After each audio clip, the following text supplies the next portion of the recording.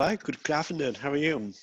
Hello, Isaac. How are you doing? I'm doing great. How are you? How is your third day of Hanukkah? Wow, you're behind our fourth day of Our Hanukkah. fourth day of Hanukkah. Okay, fourth day of Hanukkah. I've been More wait, difficult when there's multiple days. you know, I've been waiting for this day for quite some time. Can't wait for just been dying to get started. The Matthew. Okay, wow. So I guess we could might as well jump right in then. So I have a question from our discussion last week. Sure. Right? And so we discussed that Magi or Magi were learned people of a different faith and learned people of a different tradition, of a different faith tradition, right? That's one interpretation. Now, what I'm intrigued is, so far in Matthew so long, Joseph and Mary know something happened, that Jesus is born of the Holy Spirit. They don't know further beyond that. Joseph knows some prophecy that, or he, he's reminded of this prophecy in Isaiah. But this is the first place where Jesus is called the King of the Jews. That's a term they use. This magic, they come and say, "We have seen the star, the King of the Jews. Where is he born?" I mean, and this was so remarkable because I'm still processing through the wisdom of Rabbi Lord Jonathan Sachs. He speaks about dignity and difference, where these different faith traditions are what do you call it, are exclusive, have these exclusive claims, but they also have to be open to these other things. It's a contradiction in terms, but he lays out this way in which people should think. I've ordered his book. I still haven't received it. It's out of print, and it kind of got me thinking. Like here's Jesus, and he was crucified as King of the Jews. The first people, at least in the Gospel of Matthew, right, the first people to identify that were these pagan religious people. People of a pagan faith. It's non-Gentiles, non-Jews. And I go, wow. And just putting this with the insight with Rabbi Sachs together with his wisdom of how interfaith dialogue could happen. I'm blown away. And the fact that Matthew wants people, and the fact that Matthew puts it out here, like this is the first time he calls Jesus King of the Jews, and so when Matthew wrote this, right, or the author who wrote this, the main purpose was to show that Jesus was Son of God and Son of Man. It's something they truly believed in. I'm just blown away that they had, the Magi here, and they associate them with the King of the Jews. Okay, you said a couple things that just to clarify. So yes, the first time that there's an assumption that this man is king of the Jews is by these magi. Mhm. I wouldn't necessarily, as I mentioned before, I wouldn't necessarily call them pagans, but I definitely would call them non-Jews.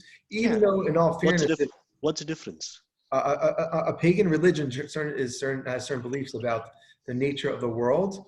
There are many religions that are not pagan. So I see. I feel like you're using the word pagan specifically almost as a non-Jew, Yeah. but Yes. pagan does not mean non-Jew. Okay.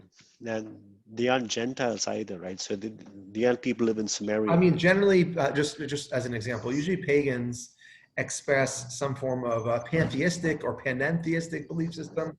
Usually they're polytheistic, usually Hmm. they're animalistic, usually they're not monotheistic. Usually we'll view in modern culture like a witch Hmm. as a pagan. So it will be very much, if these magi, which relate back to Zoroastrians, and no, I would say they're non-pagans. So just to be clear, it's a very different kind of attitude, but it seems clear by using the word magi. Magi obviously is a non-Hebrew, non-Aramaic word. It seems very clear that we're talking about not Jewish folk, and specifically people who are, as we mentioned, astrologists or astronomers. So just want to clarify that. But you are And making a good point. yeah, Um, that goes exactly like it's the gospel, right? So like the fact that they make decisions based on astrology. I mean, astrology, at least in the Bible, for what I've read, astrology doesn't sit well. Christianity is opposed to astrology, or this notion of trying to find a person's life or what happens based upon the position of the star Well, at this I time. think a lot of times astrology specifically has different ups and downs at different time periods. I wouldn't say that Judaism and or Christianity are against astrology, as there are very, very religious Christians or Jews who practice astrology. Personally, I see Judaism and astrology as opposites. I see astrology closer to paganism personally Yeah, and yeah. closer. But Me too. There's definitely the way that the way that rabbinic Judaism saw astrology was a very, very important thing. Just for example, the term Mazel Tov, which Hmm. I'm sure you heard, Mazel Tov means good constellation. The word Mazel is a constellation; it doesn't mean good luck. And the way you'd say good luck is that may the constellation that you're born under kind of lead to you have a positive reaction. So So I there's thought definitely Mazel Tov means congratulations. So you're saying it's not so it actually means good constellation see, there we go. because luck was associated with constellation, Yeah. very much in the way that we see that astrology today in pop culture is associated with, being a Taurus or being one of the different 100 different signs. So that definitely was part of, I view that not as part of their religious beliefs, but as part of their scientific beliefs. So there's actually a lot of literature about this. So it's not really worthwhile us going so much into depth about this, as much as to point out that if you see, for example, not to skip ahead, but 2:9, we see that, and lo, the star which they saw in the east went before them till it came and stood. It looks like a magical kind of star. It Yeah. doesn't look like so it doesn't look like a regular astrological kind of star, and generally it's not viewed as a shooting star. So if that's the case, we should read even less into the fact that these were astrologers than usual. Because I'll be honest, if I see a magic star, write out that Isaac is a good employee in the stars in the sky, I'm going to believe that or think something really awesome took place. And that's what brings us more weight, right? Because on the face of it, it looks so flaky, yes, and the star shows up and they do this thing. But then Matthew has this here, and he says that they worshipped him. Like these were things like Joseph and Mary didn't worship Jesus. The Right. first the So first people to worship him, according to Matthew, were these magi. And that to me is a very powerful statement. Yes, on the face of it, this looks so flaky that the star shows up and they follow the star. And I mean, it's just filled with all kinds of wow. But, if again, in light of what I read from Matthew and in what I've read so far, knowing that this guy was serious, he meant to give a subversive gospel, and he could have worded this in any different way. But he said that they worshipped him. And as he said again, this notion of astrology and this, I mean, yeah, I'm there's a just lot blown of away. questions. So going back to what you said earlier, the idea of interfaith conversation. And that goes to Rabbi Lord Jonathan Sachs. This guy's remarkable. I still don't have a copy of his book. Okay, we should get one. I've been I've ordered one. It's out of print. In regards to like interfaith conversation, Yeah. you're noting that generally pluralistic folk see value in having pluralistic conversation and interfaith conversation and interdenominational conversation. And the question is, how valuable would it have been for wise men to come from another place in the East and said anything? So I think that's a really, really important question. And again, not to keep throwing around the word subversive, this might be part of the subversive past that like the most worthless people in society, the people who believe other religions have to come and tell you your king is coming. That is literally embarrassing. That is something that is meant to cast a large shadow. That the last people in the whole world who should know about your kingdom are people from other religions who don't live there, who are falling stars. And again, this might just be part of the subversive nature. It could be. Yeah. I am. So that I mean, Let's review. So on that note, let's just review. I know we did two. Like, let's read 2:2 again, yeah. and read from there again. The gospel according to Saint Matthew, chapter 2, verses 2 onwards, saying, "Where is he who has been born King of the Jews? For we saw his star when it arose, and have come to worship him." When Herod the king heard this, he was troubled, and all Jerusalem with him. And assembling all the chief priests and scribes of the people, he inquired of them where the Christ was to be born. Okay, so let's stop right They there. told, Wow, a lot of stuff. So we already talked about the end of our last session, like how it's kind of crazy and surprising to talk about where is the king. So we already talked about the problem of Bethlehem versus Jerusalem, and the question of what does it mean to worship, aside from the fact that we see maybe in 2:11 that it says they fell down and worship, which probably means they prostrate themselves. So let's start with the questions on 2:11? You said 2:11? I haven't gone. yeah, I'm just saying in 2:11 in notes, because if you read ahead, one of the questions I had is, what does it mean to worship someone? And it says, it seems to be clarified in 2:11. They fell down and worshiped him, and they opened treasures. So it could be like, giving gifts, prostrating, saying praises, whatever. Okay, so Was it common? Was it common in those days? Now within Christianity, right? At least from what I was told is we don't fall down and touch somebody's feet. Like that's giving them the status of God. Now within Hinduism, people do this all the time. Within I'll be Hindu, honest, I can't think of any parallels. There in Jewish culture, even in that time period, there are three kinds of prostrations. hmm There was a kind when you go like this. There's a kind when you go like this on the floor, and then there's a kind where you put your whole face to the ground and lie yeah. flat. And those are three very distinct kind of prostrations. But to any involvement of feet or anyone else, I can't even think of any parallels. The only parallel I can even think of is that in Exodus, it does mention in anthropomorphic sense that they worshipped at God's feet, and sometimes the Holy of Holies is viewed as the footstool of God. So there is this idea of God's feet are the stuff that we could interact with in this world. So you do have that notion, but to actually have that apply to another human being, I can't think of any precedent. And it could be, like Christianity comes along and all the anthropomorphisms of God could be thrown away because you got a physical God now. So you don't even need, what is God's hands? That hand that Jesus had in his hand, that's the anthropomorphication? No, that's the physical hand. So it's hard to understand how we're supposed to go from this anthropomorphication that we really can't talk about God in any concrete sense, either philosophically or theologically, to this physical God. So this is one of the questions that I think that Christianity just kind of glosses over. That we could talk about God. Why not? God's eyes, God's feet, God's hair, God's hands. No, we don't, right? No, we don't talk about it. I mean, I don't know what you mean when Christianity talks about God. I mean, Jesus was both God and man. That's what So, so, what I mean. but we don't have any idol or a statue of him. When I go to church, we don't have statues of Jesus. We believe that he is spirit, right? And so, Well, I mean, yes, what I mean by that is when I was a kid, one yeah, of the rhetorics that Jews are told is that God can't have a physical body.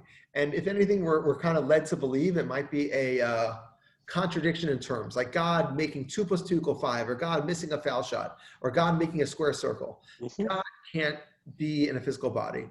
And, I think Christianity, number one, just outright rejects that. And I think philosophically, there's nothing, at least in my opinion, that would reject the possibility of God making some robot or man or whatever and putting whatever kind of spirit of himself into that person and having himself God being represented on earth.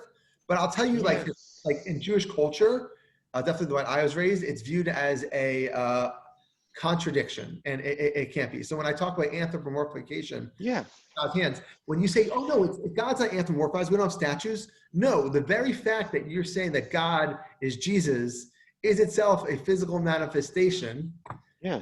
That we get past anthropomorphication. So that's where I think I think you and I probably speak the exact same thing. Now, with Christianity, I don't think we believe God has a body, God as a being.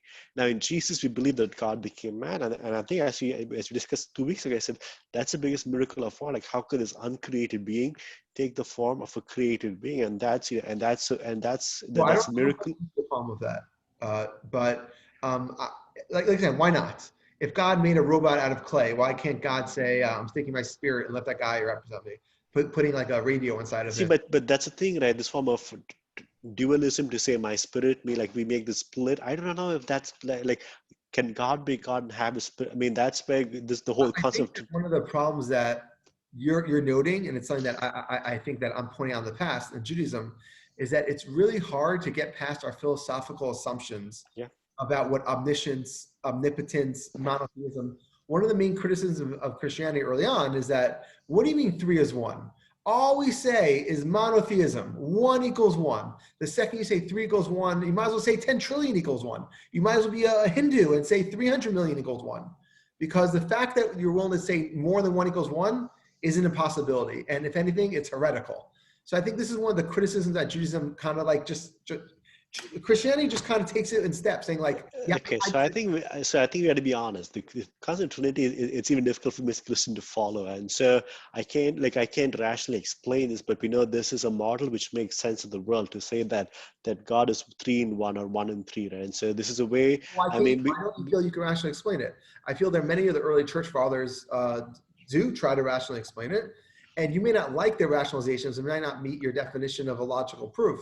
But the fact is, I don't think that people, like when early Christians said 3 = 1, and someone goes, no, 1 = 1, they go, oh my God, I'm wrong. It's over. They said, no, this makes sense. You're missing the point. You got to kind of think differently.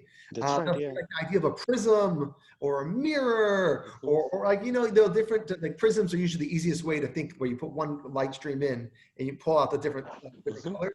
That's just Mhm. the easiest way to So imagine. all these do is they give you an analogy to say, like a prism, like this happens, so maybe it's like this. But the end of but the truth is we can't like fully. I mean, this is one. I mean, through a prism is helpful to understand, but in and of itself, like this concept of 1 = 3, 3 = 1, it's hard to. I mean, it's hard to. It's difficult to give an I'll be abstract. honest, I personally don't have a problem wrapping my head around it. Me, Say again, you're like more Christian than I am, so I'm into I that. understand, but if you imagine Jesus as a robot of God, like He's God, he's I'm not saying you agree with this. I hear that. You don't agree with that.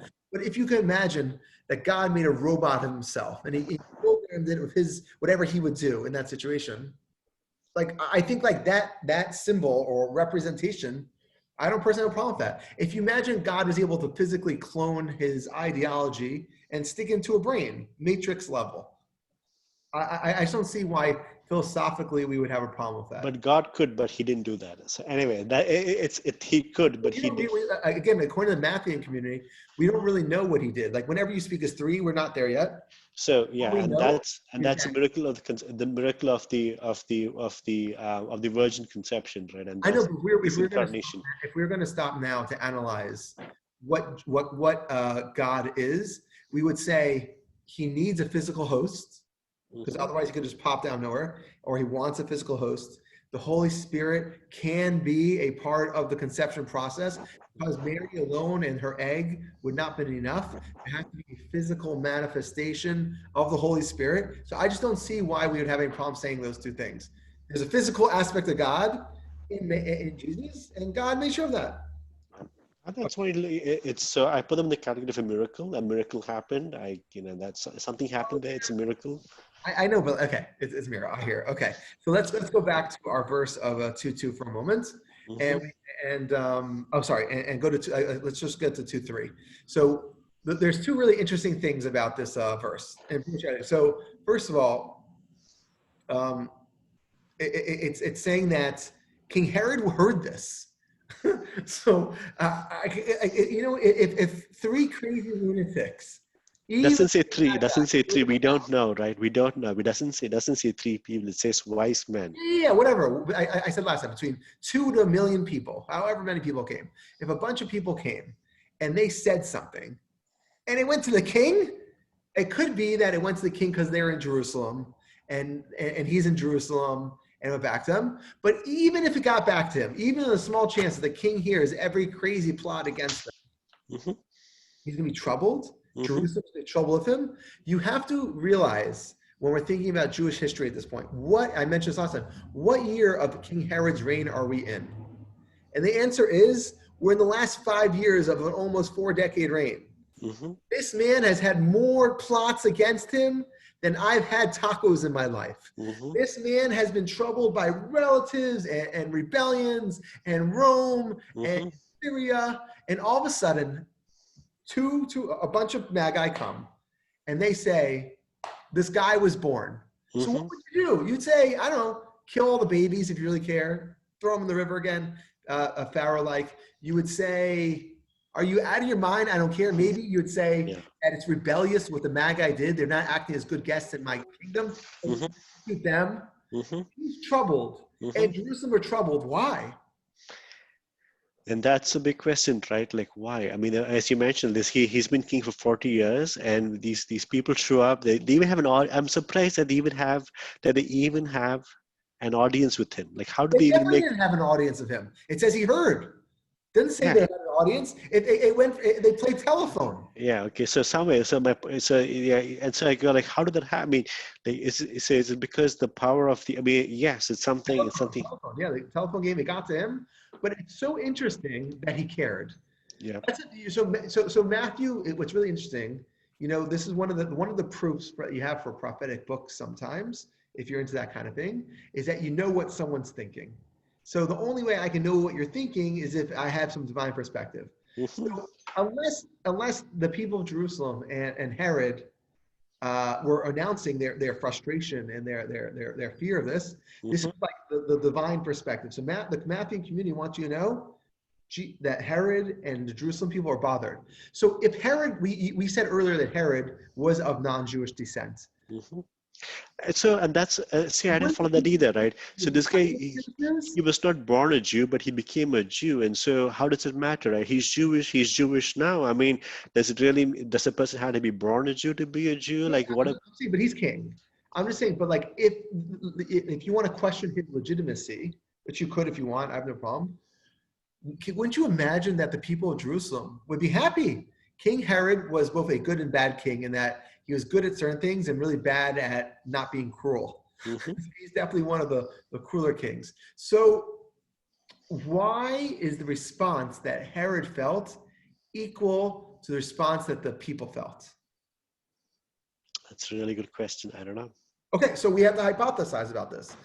So let's throw out possible answers. Number one, Herod was not the greatest king, but Hmm. this was revolution that they were hearing. And the Hmm. last thing that the Jews wanted at that point, maybe, was Hmm. revolution.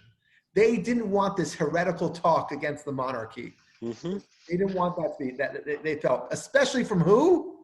Magi. Foreigners. Yeah, foreigners. Yeah. That would be our second reason. Even if they were pro-revolution, the Hmm. people, they are pro-internal revolution. They weren't Hmm. pro-external revolution to give their monarchy over to a third person. And that would explain their frustration Hmm. of hearing these Magi. Hmm. So I think those are, But even then, right? But it still doesn't answer the question, right? Like, I mean, as you mentioned, Herod has been king for almost 4 decades, the last 5 years, and this is probably not the first time they said that a king is happening. I mean, that a king is born. So are you saying that this is the first time in Herod's reign that a foreign people said that a king is born?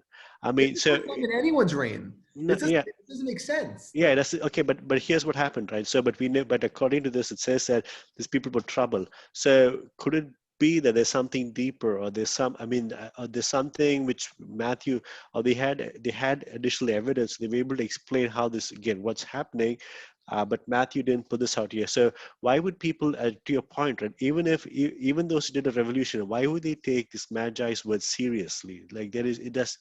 Well, it's interesting. So again, I don't want to read ahead, but we'll see in 2:7, we'll see that like the conversation takes place, and it could be that the assumption of 2:7, when the Herod called the Magi secretly and ascertained, is that he believed the astrology. He must have believed that these guys were the scientific experts in the field, and they came with information that he didn't have access to.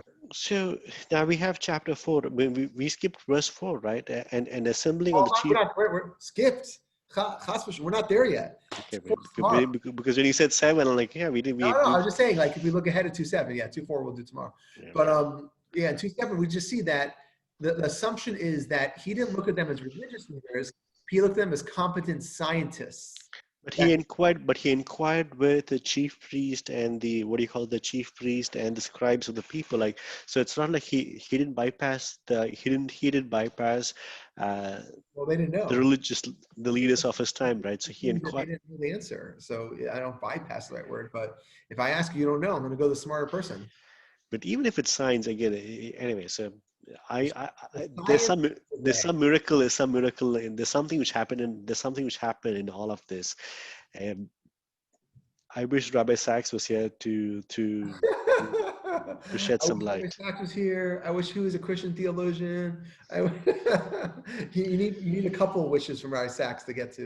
Yeah, but Rabbi Sachs, I mean, this guy, his concept of his the way he explains dignity and difference, it's remarkable. It's kind of a very fine line where a person can stay true to their belief system, and again, he speaks as an Orthodox Jew, is true to his faith, but he's also able to engage Christians and Islam in a way in which, right? I mean, but without giving up his faith tradition or his Yeah, yeah. the place Again, where he comes from, and that's just you are noting the problem of how exclusive religions deal with true prophecies of other religions. yeah, It's a problem. It's a problem. And again, it's so interesting how Christianity has changed over time in this. Early Catholics, there was this, the theology of replacements. yeah. That it's either Israel or the Christians are the chosen people. And then if it was Vatican II, this all changed. It only Hmm. took the church 1900 years to get to the point where maybe we don't need a theology of replacement. Maybe we need a theology that could stand side by side. And Hmm. that means they kind of were less exclusivistic. And I think, if anything, the Catholic Church is able to model this dignity of difference that you're kind of like explaining here or describing. I'm trying to understand. So just one last note on the Apostle Paul. I've been thinking about. Apostle Paul, where are you? So yeah, so Paul is not antinomianistic. I mean, Paul as a person, right? This guy was Jewish as Jewish a person can be, fulfill all the requirements of the law. I think it's just the fact that he was trying to address very particular instances, and Luther's interpretation of Paul. Luther, this feels like science. Anyway, anyway, so I've been thinking about that now, but Okay, well, God willing, when we get to the Pauline letters in we need to pick up pace, Rabbi. We only did 2 verses today. We need to pick up pace tomorrow. How can I what can we do so that we can move a bit study few more scriptures? there's no quality in speed. Okay. I can't wait. It's good Okay, stuff. okay, Well, to be continued. Okay, speak to to be you later. continued. Thank you. Amen. Thank you. Have a great day.